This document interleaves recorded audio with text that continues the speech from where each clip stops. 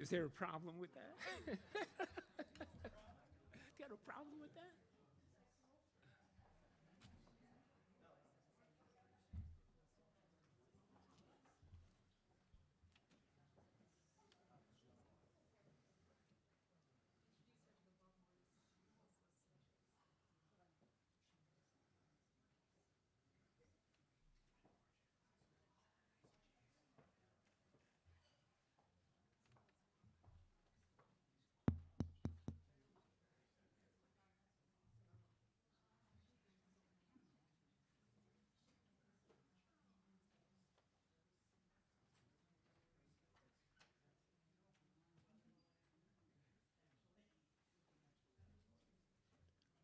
Okay, we're good to go. Hello, everybody. Welcome to the Explorers Club and to Black History Month. This event is presented by the club's Diversity, Equity, and Inclusion, or DEI Committee. And so my name is J.R. Harris. I'm a 30-year member, emeritus member of the club. I'm also on the board of directors, and I chair the club's DEI committee. That's why I get the microphone here. Wow. If I can get an applause for that, man, I'm good. So I'm curious, how many people are here for the first time? Anybody? Oh, nice. Well, welcome to the club. And so how many people have been here before but are not members? Ah, good again. So the assumption is that anybody that didn't raise their hand is a member, right? Okay, not much gets by me here. So what I'd like you to do is kind of look around the room here and try to imagine all of the amazing stories that have been told in this room. You know, from incredible explorers, men and women who have been everywhere, from the North Pole to the South Pole, from the highest point on Earth, the summit of Everest, to the lowest in the Mariana Trench, from the moon and all places in between. You know, this rostrum here has, been like the home of people telling fantastic stories. But I don't think this room has ever heard the story of buffaloes riding bicycles. But you're gonna hear it tonight. And obviously the buffaloes are the Buffalo Soldiers, the 25th Infantry Regiment of the US Army, that back in the day in the 1887 did a long bicycle trip to test the efficacy of transporting troops by bicycle. So you're gonna hear that whole story tonight. And to tell that story, I'm happy to introduce an Explorers Club member and EC50 honoree, Erick Cedeño. Erick, now EC50, in case you are not aware, EC50, these are the 50 explorers every year that the Explorers Club features who are doing really cool things around the world and are explorers that other people should know about. So Erick is one of the club. Were you the first class or second class? Second class, Erick. So let me tell you a little bit more about Erick. He's an explorer, a historian, and on social media, he's known as the bicycle nomad. And here's why. About 12 years ago, he embarked on a bicycle tour from Vancouver, Canada to Tijuana, Mexico. The following year, he traveled from Miami Beach to New York City, and in 2014 and 2020, he rode from New Orleans to Niagara Falls in Canada, which followed the historic path of the Underground Railroad. It was in 2022 that he retraced the route and history of the bicycle-mounted 25th Infantry from Fort Missoula, Montana to St. Louis, Missouri, to celebrate the 125th anniversary of the Bicycle Corps' 1897 expedition. But before we hear from Erick, and to give his story a bit of historical perspective, I'm pleased to introduce another Explorers Club member, Explorers Club fellow, and U.S. Army officer Paul Tangy. Lieutenant Colonel Paul F. Tangy is a professor of military science at Fordham University in New York City and has led tank and reconnaissance units in Afghanistan, Korea, Iraq, and the United States. And he holds a PhD in international studies from the University of Denver. He's also an assistant professor of international affairs at the United States Military Academy at West Point. And check this out. His awards and decorations include the Bronze Star Service Medal with 2 bronze oak leaf clusters, the Purple Heart Meritorious Service Medal with 2 bronze oak leaf clusters, the Army Commendation Medal with 2 bronze oak leaf clusters, the Meritorious Unit Commendation and the bronze oak leaf cluster, the National Defense Service Medal, Afghan Campaign Medal and 2 bronze stars, Iraq Campaign Medal with 2 bronze stars, Global War on Terrorism Service Medal, Korean Defense Service Medal, Army Service Ribbon, Overseas Service Ribbon, Combat Action Badge, and Air Assault Badge. He's commissioned as an armor officer from West Point since 2004, and he is a graduate of the Armor Office Basic and Advanced courses, the Combat Advisor course, and the Command and General Staff College. Did they give you some kind of like, you know, I mean, did they give you some kind of suitcase or something to carry all this stuff around? I mean, need a bicycle. And on that note, ladies and gentlemen, Explorers Club member, Lieutenant Colonel Paul F. Tangy.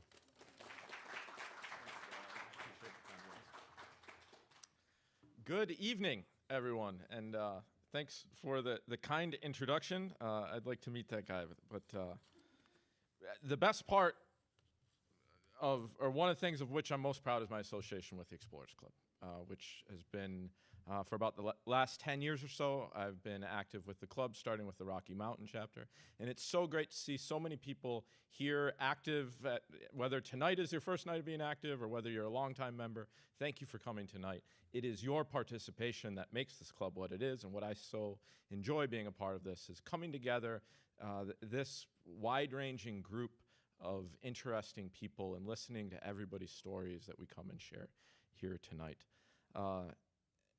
And through my service, another thing of which I'm very proud of is getting to be friends with Erick Cedeño. And that's what I'm going to introduce him tonight, joining JR's words. Exploration is about going to the margins of what we know and extending that boundary of knowledge. As a scientist and a historian, we are especially interested in knowledge that is interesting, not merely descriptive, but rather something that is both significant and surprising. Tonight here at the Explorers Club, Erick is going to share with us his research that is both surprising and significant. First, Erick's research methods are noteworthy in their own right.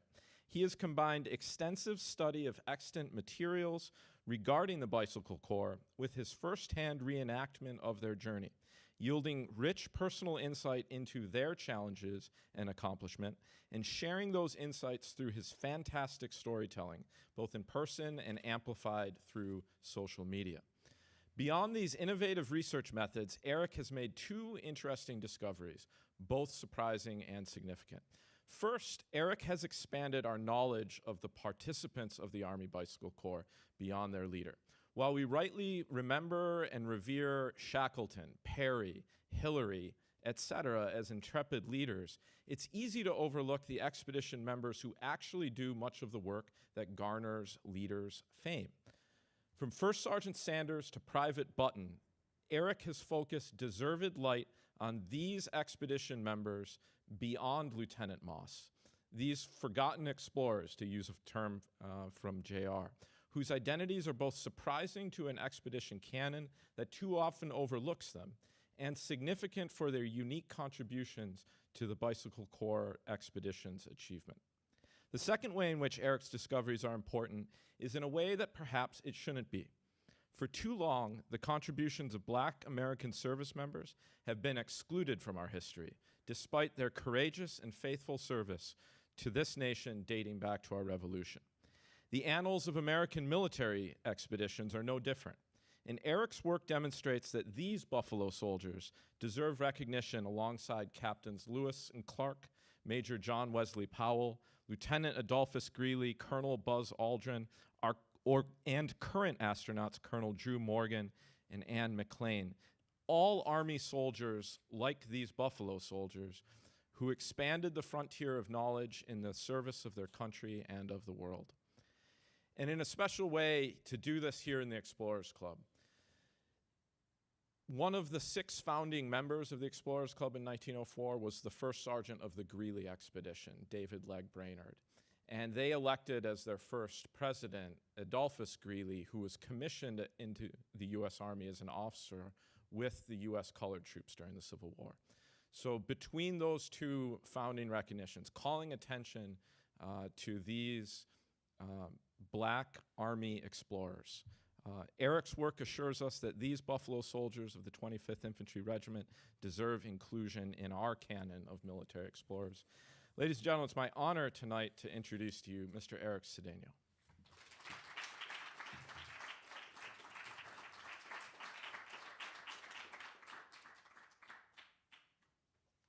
Thank you. It's an honor to be here. Thank you, everyone, for coming. About 14 years ago, I just wanted to travel the U.S. by bicycle. I wanted to see the landscape of this country. I wanted to meet people. I wanted to wake up in different places every morning. But I've been fascinated with history since I was a kid. And when I started traveling by bike, as you know, I went from Vancouver, Canada to Tijuana, Mexico, and Miami to New York City. I started thinking, who were the first people that traveled by bike? Where did they go? And why did they go? And I found in 1890s, there was a lot of expeditions, 1 person, 2 people team. And then I came across the 1897 expedition of the Bicycle Corps, the Buffalo Soldiers. And for me, it was like finding gold, because for the first time, I see people that look like me traveling by bike. And I was like, how come I didn't learn this when I was in middle school or in high school or in college? I probably would have started traveling by bike before that, before I started. And that was so important for me to tell this story, and this is why I'm here. So we'll just get started here. So in 1896, Lieutenant Moss, who graduated from West Point, was fascinated with the bike. And he approached the Army and says, I think I have the perfect man to do this experiment, to create a bicycle corps. And he was stationed in Missoula, Montana, and definitely had the perfect man to do it. The Buffalo Soldier, the 25th Infantry. Right after that, actually May 12th, that was Lieutenant Moss' birthday. So they did 3 expeditions. I'm going to focus on the 1897 expedition, but there was 2 expeditions in 1896. One that went from Missoula, Montana, where they were stationed, to Lake McDonald, which is Glacier National Parks. That was about 300 miles, 4 days trip. 2 months later, they went from Missoula, Montana to Yellowstone and back. It's about 600 miles, but inside Yellowstone, they travel about 200 miles. So we have documented that they travel on that second expedition about 800 miles. This is from the 1896 expedition, and I'll share some of the information, how I'm able to tell the difference between the 1896 and 1897. This, most of you guys know, that's Old Faithful, and that was the trip to Yellowstone. I became fascinated. My wife thinks I'm obsessed with this history. This is probably one of the first documentation that I found that I'm like, one day I'm going to do this trip, but I wanted to do as historically as possible to the 1897 expedition. And I came across the synopsis of the trip at the National Archives Library. Not sure if you're able to tell much outside. I have a photo of it, but June 14 is when they started, if you see it to the left-hand side there, and July 24th is where they arrived. This is from Lieutenant Moss, and I have everything from the weather pattern, condition of the roads. And I'm like, oh, this is great. One day I'm gonna recreate this. And then I found 1897 newspaper clips from different towns. This one's from Fall City, Nebraska, where I was able to compare Lieutenant Moss' journal to the newspaper clips. And I literally have, it took them 41 days, and I think I have almost 41 clips of every town that they went through. They also travel with a journalist. His name is Edward Booth. Edward Booth was 19 years old from the University of Montana. And he told his dad, he also was fascinated with the bicycle. He told his dad, I want to go with the black troops from Missoula to St. Louis. His dad was the editor of the Missoulian newspaper and told him, do it, but send me photos and a journal of every day where you guys are doing, where you sleeping, where you eating, every experience. I also have the journal from Edward Booth. And this is the last piece that I came across when I was able to figure out the name of the towns that they went. When I discovered this is actually the original route. I didn't know what this line was until I started reading their journal, and I realized that that was the railroad track, and they follow two railroad tracks. The Northern Pacific Railroad track that goes from Montana to around Bozeman and to actually Wyoming, and there is the Northern Pacific and the Burlington Railroad that follows all the way up to St. Louis. They carry about 2 days worth of food. Lieutenant Moss really pushed these guys. He wanted to travel 50 miles every single day. They only took 2 days off. They did about 3 half-day rest days, but he pushed those guys. And again, it was an experiment for the Army. They weren't traveling like I was. And I wanted to travel exactly where they went. I wanted to go to the small towns where they went. I wanted to see if I could find anything. All the experience that they went through, I wanted to have. This is actually a video that we'll see later, but when I was crossing, this is pretty funny, about 70% of my trip was in the backcountry. And I was just coming from Wyoming into South Dakota, and I was like, oh, there's no welcoming sign.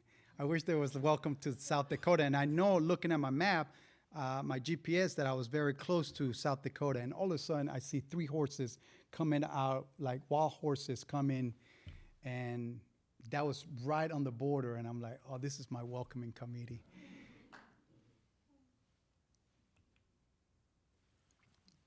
You will see a lot of photos that I'm going to show you from the 1897 and also my expedition in 2022 of following the railroad. Like I mentioned, they follow the railroad. So they either were on the right-hand or the left-hand side of the railroad.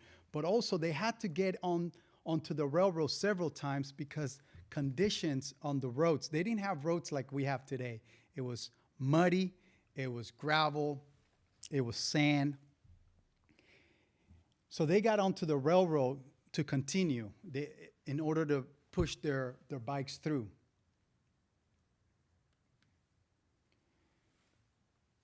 The next slides that I'm going to show you, it was very important, again, when I traveled through history to go exactly where they went. I want to experience what they experienced.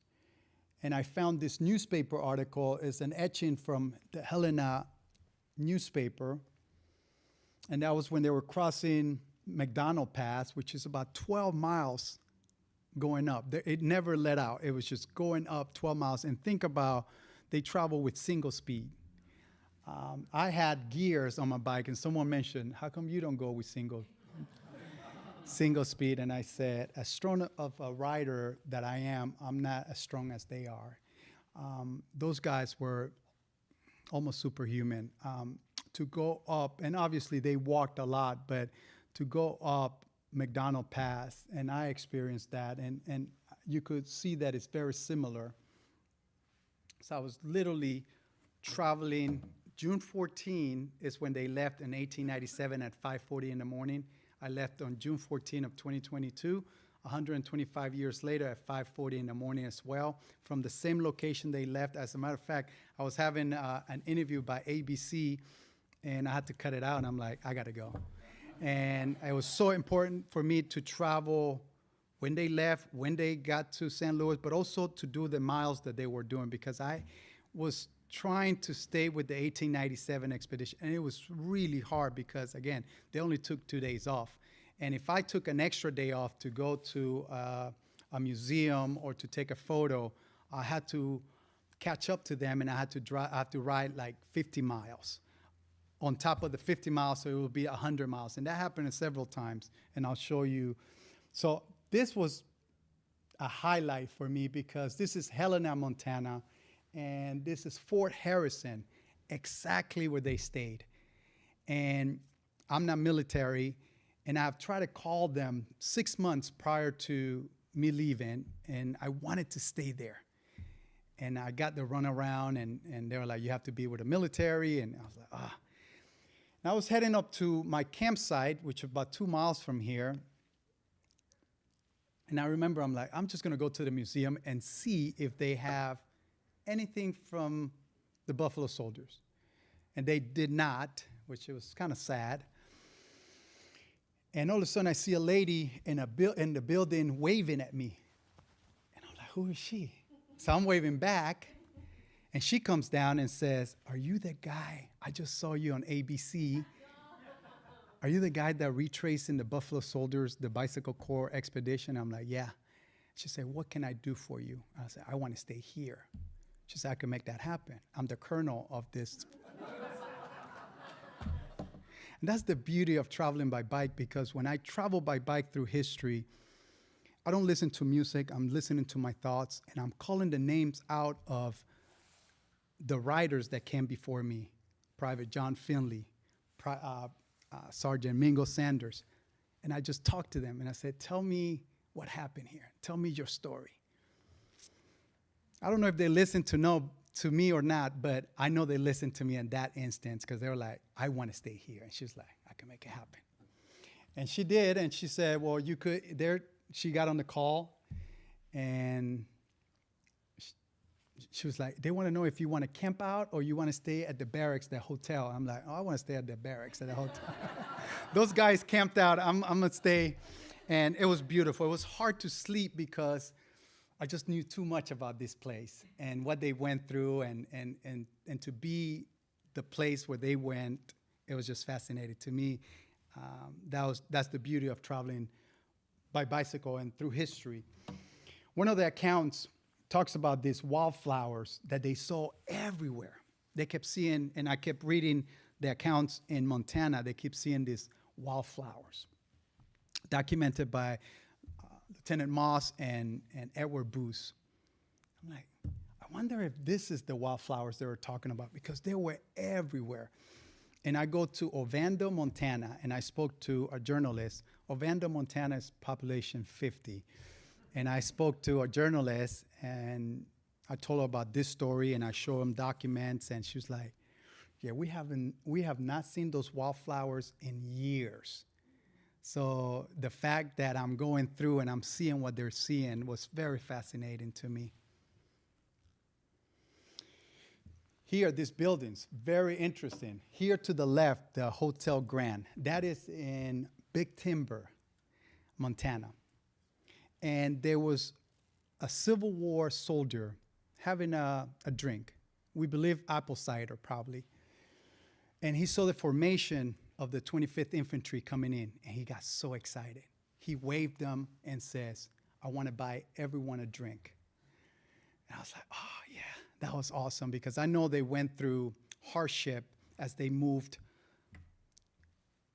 east towards Nebraska, and we'll talk about that in Missouri. But in Montana and Wyoming, they knew who these guys were. They invited them in. They had apple cider. And I was like, oh, I want to go to that tavern. If that tavern's still there, I have to find it. Luckily, on this project, I was working with 2 or 3 historians that I had them on calls all the time. I was like, did we find where that tavern is? And one of the historians who lived close to Cody, Wyoming, told me, I think I know which one it is. It's a process of elimination because there's only 2. One, so there's not much research on that one. Hotel Grand was built in 1890. The other one was built like in 1960. So we like, okay, this is the place. I walked in and I found the bartender and the manager. I'm like, the Buffalo Soldiers, the Bicycle Corps came right through here. They had no clue, but I'm sure that they have seen a lot of history here. And they had a free drink, and I told them the whole story. She was like, well, then I owe you a drink. And that was really cool to see that location. And at Big Timber, Montana, they had to stay in the backcountry. They weren't able to stay at that hotel, but I did stay at that hotel. Here, Moorcroft, Wyoming, Hotel Antler, right at that corner where I'm standing. It was reported that the night before was really hard for the whole expedition. And they had Lieutenant Moss, Dr. Kennedy, the surgeon of the expedition, and Edward Booth, and the rest of the guys. Well, Edward Booth and the surgeon, Dr. Kennedy, decided we're just going to take the train and we'll meet you at Hotel Antler. And I was like, I got to find where that Hotel Antler is. So I found out that they cheated a lot too. I spoke to Paul about it. And I have reports that Lieutenant Moss will do that often and say, I'm going to meet you guys at the next town. I have to do some logistics and do the camping and all this stuff. So he will let a lot of those guys will be in charge, like First Sergeant Mingo Sanders, who was the oldest rider of the expedition. He was 39 years old, and we'll talk more about him as well. But I wanted to find where that hotel was, and I found the Hotel Antler, and I had a coffee shop. There's a coffee shop now. There's not longer a hotel. This one is probably one of my favorite photos. Yeah, one of my favorite photos, just because I'm able to tell their faces. And I see the town. This is this is Livingston, Montana. And everywhere they went, people were just fascinated. They wanted to know about what they were doing and this new technology called the bicycles. We're seeing this rifle here.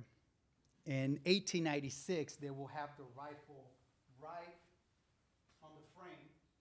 But in 1897, Lieutenant Moss wanted to do, it was a drill. It wasn't just a bike ride. So throughout the day, they had to let go of the handlebar and act like they were shooting.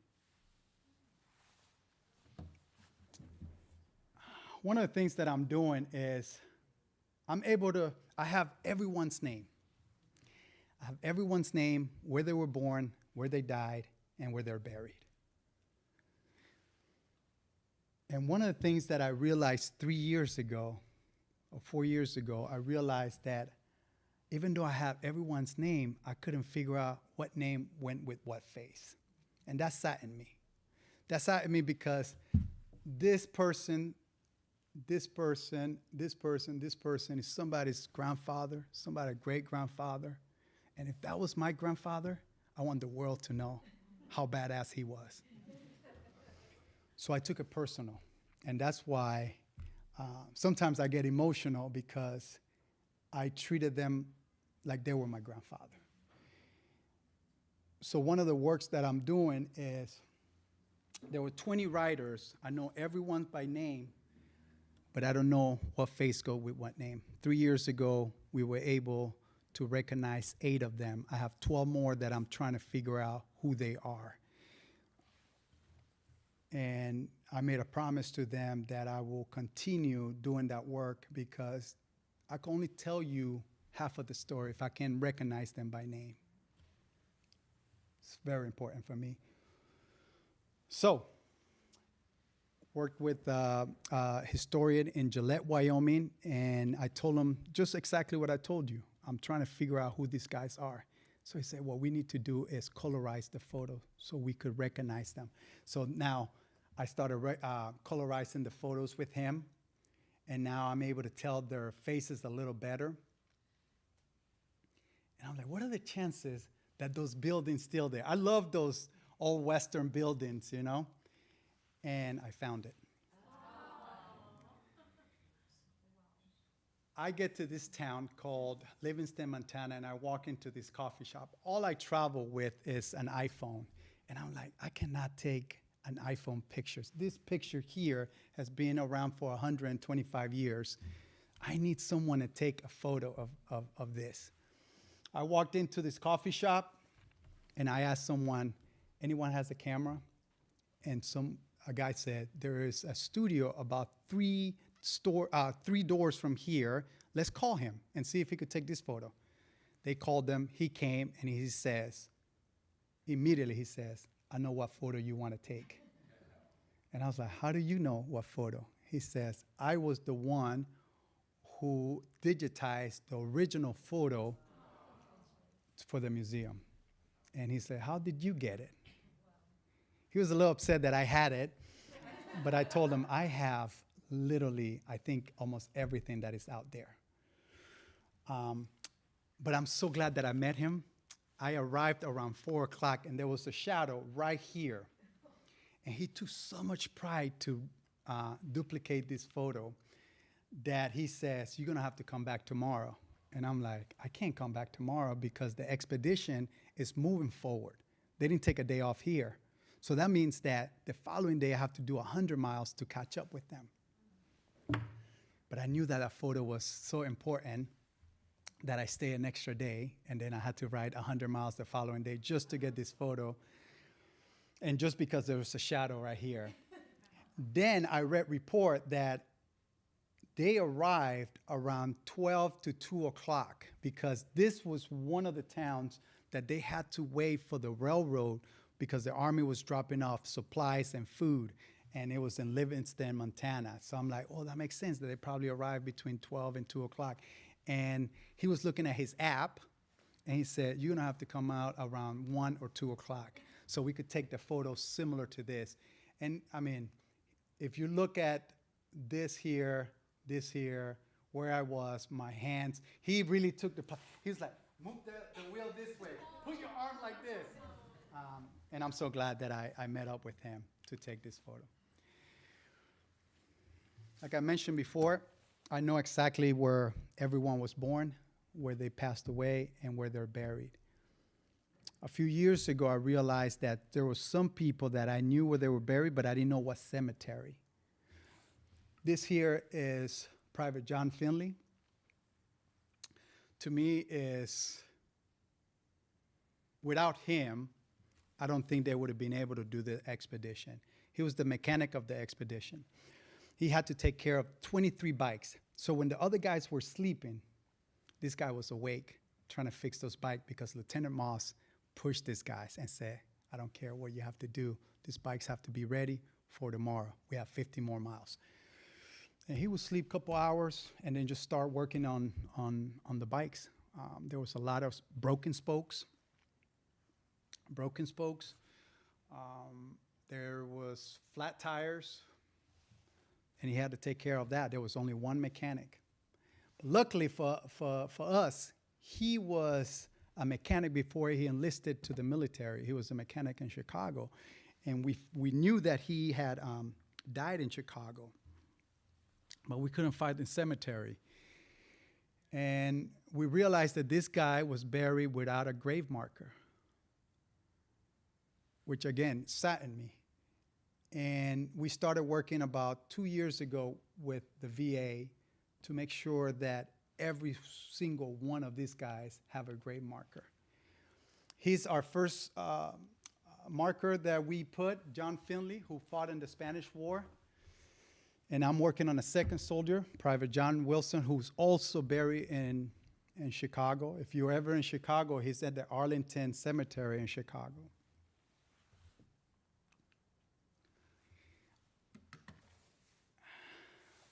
This is one of my favorite characters, or I love Elwood Foreman because he was very funny.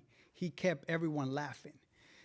And that's one of the things that I wanted to know. I just didn't want to know them by name. I wanted to know who they were, personality-wise. Who was funny, who was grumpy, who liked to eat. And I found out that one of the sad parts for me is that I don't have a journal of what they went through, right? So when I'm traveling, I know what I want to eat. I'm thinking about my mom, thinking about my family, the way I grew up. So I wanted to find journals, but I didn't find any of the journals. I did find some quotes from some of the guys. And Elwood Foreman, I recognized him because he played baseball for the Negro League. He actually played for the Kansas City Monarch, and that's how we were able to find him. And we knew that he played baseball in the 25th Infantry, which had an amazing team. And he was at the campsite and told this to these guys. There was no bicycle 100 years ago. Oh, I wish I lived 100 years ago. For me, it was funny, but it tells you how grueling this expedition was. But he kept everyone laughing. As a matter of fact, he told Lieutenant Moss, they were at the campsite, and he asked Lieutenant Moss, says, Lieutenant Moss, can I use your West Point ring? And Lieutenant Moss said, no, they will be confused and think that you are an officer. And that let me know that by that quote, let me know the relationship that they had and the respect that they had between each other. As Elwood Foreman, one of the guys that I'm able to recognize on the photos, one of my favorite photos that we colorized, this was on the 1896 expedition. And if you, one secret that only you guys will know, this is from 1896, so I have a lot of photos from 1896 and a lot of photos from 1897. I couldn't tell which one is what. Obviously, I could tell that that's Yellowstone, but there's other photos. And the only way I'm able to recognize is because in 1896, they didn't have a chain guard. 1897, they added a chain guard, so now I know which photo is what. You can't tell with this photo, but also, oh, sorry. Let me see if I go back. Also, in 1896, they had wooden wheels, and they changed them to steel wheel in 1897 because they realized. There was another expedition. There was a fourth expedition. Never happened because in 1898, the Spanish War broke out, and these guys were one of the first ones that were shipped out to San Juan Hills in Cuba. But they wanted to go from Missoula, Montana to San Francisco. But never happened, and after that, the experiment just kind of died. It never took off past an experiment. And I think I have some time here, and I'll talk about this. A few years ago, I realized that I'm like, what happened to these guys? Literally, 10 years ago, I was just interested in their bicycle and the route. But the more I read, the more I go into what we call the rabbit hole. And I was like, okay, so in 1898, so this happened in 1897, so what happened to them afterwards? They went to war, and they went back. Some of them went back to Missoula, Montana, and some of them were shipped to Brownsville, Texas. Brownsville, Texas, they didn't want them in the town of Brownsville, and they made it really difficult for these guys to live comfortable in Brownsville. There was an incident that happened in 1906 where a bartender was killed and a police officer was hurt, and they blamed the 25th Infantry. We know that they had nothing to do with that, but they were blamed. And it escalated. an investigation went all the way up to the White House, and at that time, one of our members here, one of our fellow members, President Roosevelt, was president, right? President Roosevelt. He got this investigation that I believe it was a botch investigation, and he decided to dishonorable discharge the whole platoon. 161 men were left without providing for their family. One of them, Mingo Sanders, who was 39 years old at the time of the expedition in 1897, and in 1906, he was about 3 months to retiring. And he wrote a letter to President Roosevelt to please don't do this. I fought next to you in the Spanish War, don't do that. And it happened. They all got dishonorable discharge, and that's why, again, the more I go into it, the more personal it becomes to me, and that's one of the reasons that I wanted to tell the story, and I knew that it was very important for me to tell the story, because I never heard about these guys who are now my hero and potentially will be my son's hero, and that's why it's so important for me to recognize everyone by face, so when I tell them the story of who the guys that I admire, I'm able to name them by face and by name. And I'll leave you this with a call of action, right? We have the responsibility to not just enjoy the outdoors, but to acknowledge those who inspire us and came before us. You die twice, a friend of mine says. Once when you physically die, and second time when no one speaks your name. Thank you very much.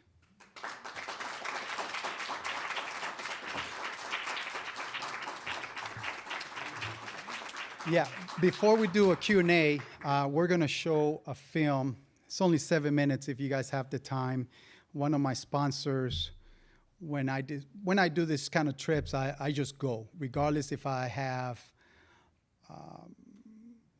if I'm compensated or if I'm not, I just do it for me. And one of my sponsors says, we want to do a video. And they did a 7-minute video, which was,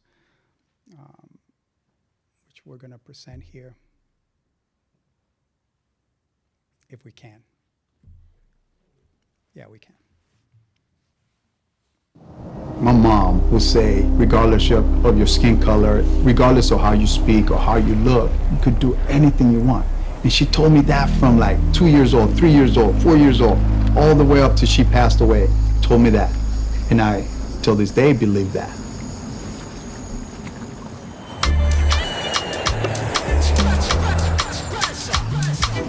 I'm Erick Cedeño, and on social media, people know me as the Bicycle Nomad. I did the Underground Railroad in 2014 and 2020, and that's when I started thinking, maybe I should travel through history with the bike. And that's how this project came alive. On June 14 of 2022, I'm retracing the original route of the 1897 expedition of the Bicycle Corps, the Buffalo Soldiers. It was an experiment. They wanted to see if they could use the bicycle as a method of transportation for war. So in 1897, they went from Fort Missoula, Montana to St. Louis, Missouri, 1,900 miles, 41 days on a bicycle. Let's have him get the Explorers Club flag. I was inspired because there were people of color, black men traveling by bike, and I did not see that in history books. I didn't see it on social media. So when I came across this, I'm like, wow, these are people that look like me and travel by bicycle like me. And I just wanted to learn more about it. Yeah, that's a really, I mean. Yeah, to me, I was fascinated. The first time I read the story of the Buffalo Soldiers, the Bicycle Corps, it's about 12, 13 years ago, and I was just fascinated with how the bikes look. Mm-hmm. Then I was fascinated that it was 20 black soldiers and how they packed and all that stuff. Then I went deeper into the history and into Spanish War, into Brownsville, and to what happened to some of those guys. So it's the reason why I'm here. It's the reason why I want to give them dignity. Mm-hmm. I want to tell the truth as well, because I think there's some missing parts that have not been told, and that's why I'm here. morning, finally here, June 14, 2022, 125 years in the making. Buffalo Soldiers retracing history. Before I do a trip, a historical trip, I like to connect with the people in the history, the people in the story. So I wanted to tell them to guide me through the routes that they took. For me, ancestors are powerful. So I was telling them, Private John Finley, Private John Wilson, Mingo Sanders, please guide me through the same routes that you guys took. So protect me. And it was just giving me a little safety before I left, you know.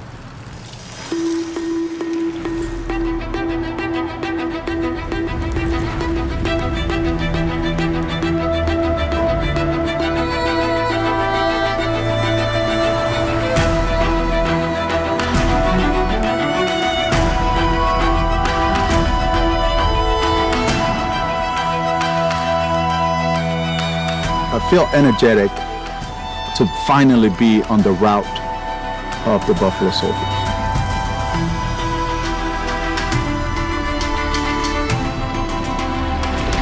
Day number 3, I'm in Elliston, Montana, on my way to Helena, Montana, and stopping at Fort Robinson.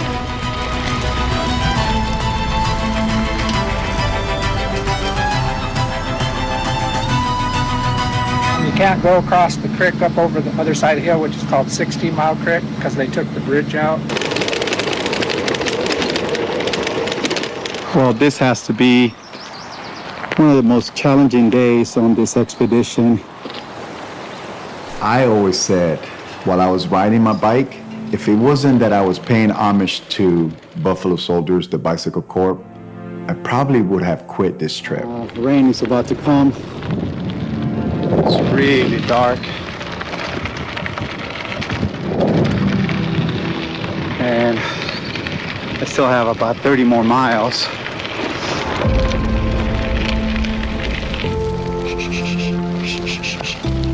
And the more I read, the more I dig into the story, I could see that there's a lot of gaps. We can't figure out names of the guys. I could tell you who the lieutenant was, who the doctor was, and who the general was. But how come I cannot tell the name and the faces of 20 black soldiers? Why was that not as important as the other guys? Without those 20 guys, we would not be sitting here, because history would not have been made without those 20 guys. So the dignity has to be given to those men, because it wasn't given to them while they were alive.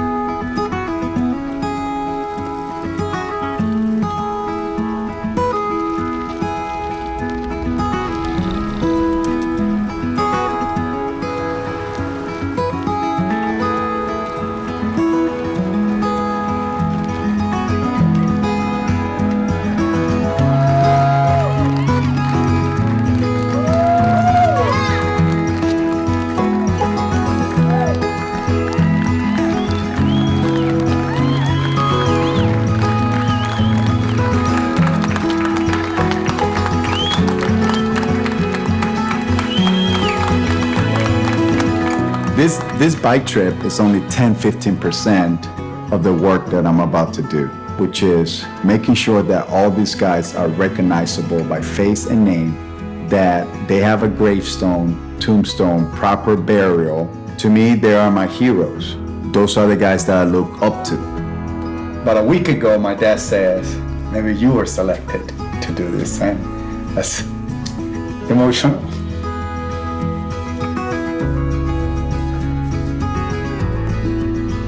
Regardless of what you look like, regardless of how you speak, your accent, you could be whatever you want to be. You could travel wherever you want to go. And it's just, she will always say that. When I was a kid, I never understood that until now, as a father. And I'm gonna tell that same thing to my son. He could be whatever he want to be, regardless of how he looks. How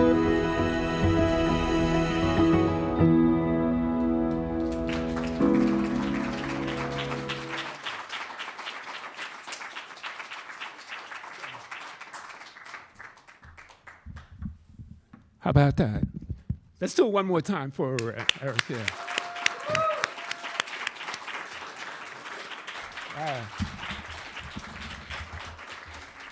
So this is what it's all about. It's really about telling the stories that need to be told. You know, there are so many stories out there, so many that get told, but it's the ones that people don't know about and the stories that need to be told. And that's why we're here at the Explorers Club, to have these events, to get explorers up here who are doing fantastic things and who are making us aware of things that we need to be aware of. And so thank you all again for coming. Now we got a few more minutes for Q&A if anybody has any questions. Ann, we'll hand you the microphone. Thank you. Thank you, Jared. First, let me say thank you. That was, even by this room's standards, extraordinary. Thank you. I have two questions. First, what did this expedition accomplish in the history of bicycles? And second, what do we know about the bicycles they were riding? Very good questions. So let me start with the second question. The bicycle that they were riding were Spalding bicycles. They're no longer around. Spalding, the same company that make the balls, they were from Massachusetts. And they were about $75 at the time. They were the ultimate bicycle for that era, right? And Lieutenant Moss was very creative. Even though I focus a lot on the 20 riders, I give him a lot of credit because he tried to make this a reality. And he told the Army they didn't have to finance the bicycle because he worked out a deal with Spalding Company, and they gave those bicycles, Spalding gave those bicycles to them free of charge. Obviously with the hope that the Bicycle Corps was a reality and that they could sell more bikes, but that never happened. I haven't been able to find any of those bikes, and I looked everywhere. There is a guy in London that has a similar one, and I'm talking to him because I really want that bike. It's the 1897 Spalding, not the one that they use, but it's very similar. Your first question, it was just an experiment. Nothing happened after 1897 because the 1898 war broke out. And the US never adopted the bicycle as a corps. There's other countries that did. You know, Austria, Switzerland, India, other military have it, but the US never adopted it. And it died out. And for me, the more I read, it was very successful. They started with the small one, and it became to the 1,900 miles trip, and that was a very successful trip. One of the things I forgot to mention, because this takes more than an hour to tell you the truth, but in 1897, when they arrived to, let me go back. In Hannibal, Missouri, which is home of Mark Twain, about 3 days prior to arriving to St. Louis. And this happened a lot. As they moved east towards Nebraska and Missouri, they got to Hannibal, Missouri, and they were told not the residents did not want them to stay there. So they after riding 50 miles, they had to stay like 17 miles out of the way. And that happened often. I think the newspaper from St. Louis called it the best. They called that in 1897, this was the greatest cycling achievement ever. And I think till today is that. Do we know if this expedition had any influence on the popularization of bicycles for recreation, for other purposes? Yeah, I mean, when they when they arrived to St. Louis, they were welcomed by over 10,000 people welcomed them. About 400 cyclists rode the last piece with them. And it was one of the reasons I wanted to tell this story, because I love traveling by bike. And how come they weren't given the dignity? The industry, the cycling industry, never give them the dignity that they deserved, you know. And I think that that's one of the reasons I'm going to tell this story, because these are the pioneers of traveling by bike, you know. It did not start in 1990s like I thought it did. It started way in 1897. So, but yeah, it was for what I've read, in 1897, this was the story that followed. Mm-hmm. So we also have people watching online, and one of them is Trevor Wallace, who's writing in from Hawaii right now. Hey, Trevor. And he's curious about the next adventure that you're going to be headed out on. That's number one. So I have. He actually put it differently. He said, curious about the next adventure for the bicycle nomad. And second question is, how is the process going for reversing this dishonorable discharge? So in 1974, they were given honorable discharge, which to me, at that point, none of them are alive. And they should not have been given a dishonorable discharge anyway, so it did not mean anything to me. It's saddened to me, but it's history, and it's our history, and this is part of U.S. history. So, Trevor, I want to say that I'm interested in retracing the other two expeditions. The 1896, they did those two expeditions, so I'm going back to Montana this year in August when they did the first expedition from Missoula, Montana to Glacier National Park. I have so many trips in my head for over 5 lifetimes, like most of us. And I like to tell, I'm a storyteller, but I like to not just read the history, but engage myself in the history and potentially go to the North Pole and tell the Matthew Henson story in 2025 could be the next trip that I'm planning. Well, actually, I'm going to let Paul over here tell you about something with Matthew Henson in the room. Sure. So Matthew Henson was, I believe, the first black member of the Explorers Club, if I got that right. 1937. Yep, 1937. Why don't you? No, go ahead. No, all I'll point out is that's his sledge up there that he went to the North Pole on. And you want to tell the group about? He's the better storyteller. So. Well, I actually just came from a polar training last week, and I was in your home state of Minnesota in Lake of the Woods, and it was -20, and we were camping 8 days for our first training to go up to the North Pole and tell the story of Matthew Henson, which also another person that luckily is inducted to the Explorers Club, but is not given the dignity as the first person to go to the North Pole. So to be continued. You can see his gloves or his mittens are downstairs in the entrance. Yes. How about Healy? Healy.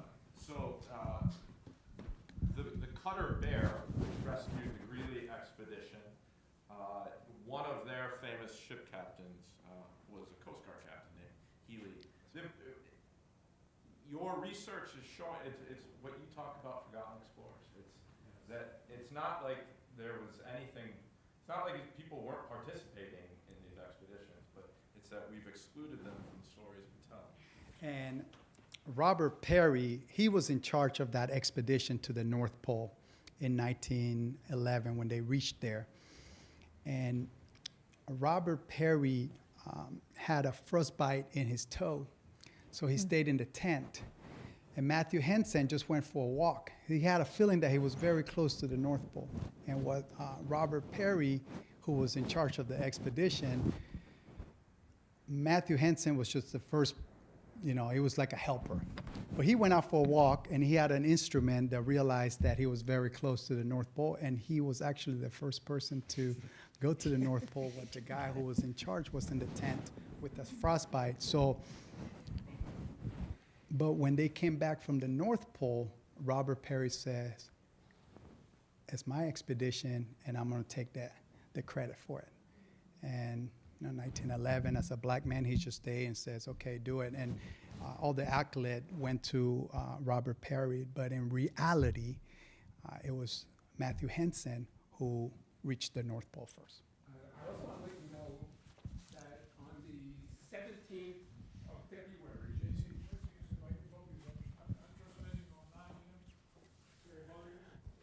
anything you say, Alex. On the 17th of February, the Explorers Club, in conjunction with the Peary Arctic Museum at Bowdoin College and another museum that has Matthew Henson artifacts, we're going to do a story on Matthew Henson and about his life, and we're going to actually show artifacts, his clothing, the equipment that the Inuit people were using then. We have our archivist here is going to be a part of the panel as well, and so be on the lookout for a link. It's going to be a great program. It's sponsored by the National Archives, so it's a National Archives program with the Explorers Club, the Berkshire Museum, and the Peary Arctic Museum at Bowdoin College. We have another question over here. Hi, thank you so much for that. It was revelatory to me and just a wonderful story. Thank you. I have a personal question to ask you.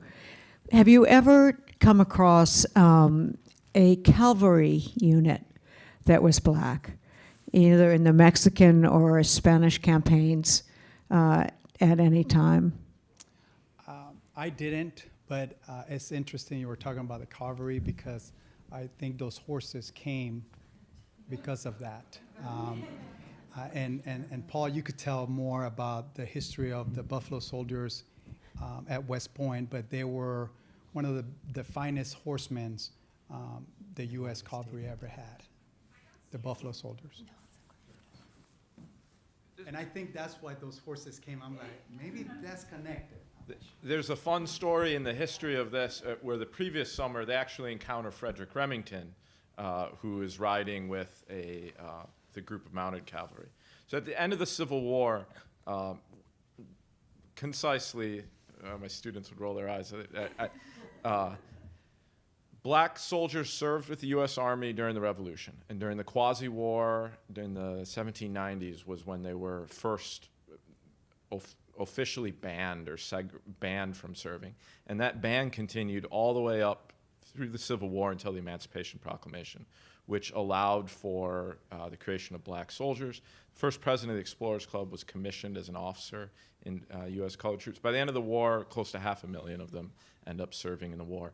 And on the basis of their service, and if you watch the movie Glory, it does a great job depicting this, the Army allowed 4 regiments of black soldiers to continue, 2 cavalry, 2 infantry.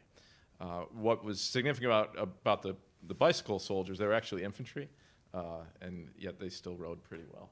I say this as a cavalry officer. Thank you, Paul. And the final assignment of the Buffalo Soldiers was right up the river at West Point, where they came and served until the late 1940s. And that the very last Buffalo Soldiers, then kind of anywhere in the U.S., actually lived. Some of them from the 1940s stayed in the area. And if you get a chance to go by West Point, they just dedicated a monument to them recently that was one of the projects of one of the last surviving members, who unfortunately passed just before he was able to see the unveiling. Hi, Eric. Hi. Kind of around this time in the 1890s, on the East Coast, the League of American Bicyclists had outlawed anyone who was black from being in the club or the league. particularly the track cyclist Marshall Major Taylor. And that was, a year or two before this happened. And I didn't know if you ever found out if they knew about this or if they knew of each other since, that's more fun. Yeah, it's something that it's a gap that I can't find that information. I'm almost sure they did, but I don't know. And again, 1897, this was the story in every newspaper. And in 1899, Major Taylor was the world champion. He actually raced here in Madison Square Garden, but also African American. But I don't have that information. Thank you so much for telling this story. Is there any effort on the part of you or your sponsors to get this into high school curricula? I'm interested. Someone asked me, I think Paul asked me a while ago and says, where is the story going? And to be honest, my vocabulary, my vision is limited because I want this to go as far as it goes. It's not my story, it's their story. I'm just channeling, I'm the storyteller. So if there's an opportunity to speak at colleges, if there's an opportunity to speak at high school, I'll be more than, I would love it. Yeah, I want this story to be told everywhere because as a kid, I felt cheated, right? Like, I'm like, oh man, I started traveling by bike 14 years ago. But if I would have known this in high school or in college, I would have gone, I remember I went to school in Daytona Beach and I lived in Miami, and I would have traveled by bike almost every year from Daytona to Miami. But that's why it's so important to tell the, when people say like representation matters, that's what they talk about. Because if you don't see yourself as an example, like if I would have seen them, again, I would have been like motivated to travel by bike. And just to tell you a quick story, in 1984, Nelson Vale won silver for the U.S., African American from here, from New York. And, Bike Messenger.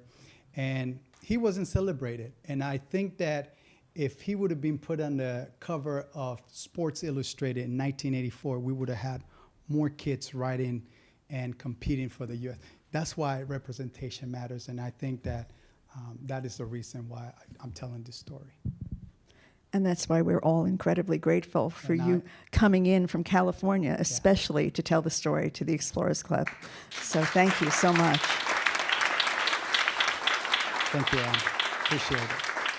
Thank you. I left my little one at home, so it's important for me to tell the story. Well, we really hope that this will be spread wide around the world, and that your story will be the link that brings us all back together. Yes. For this incredible troop. I want to thank JR, and I also want to thank Paul for bringing my attention to this terrific man in front of you.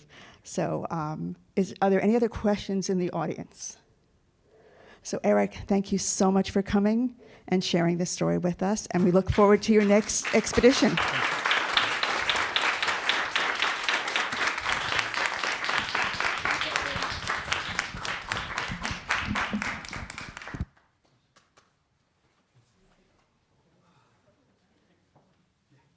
We also have an expert on military bicycles in the room.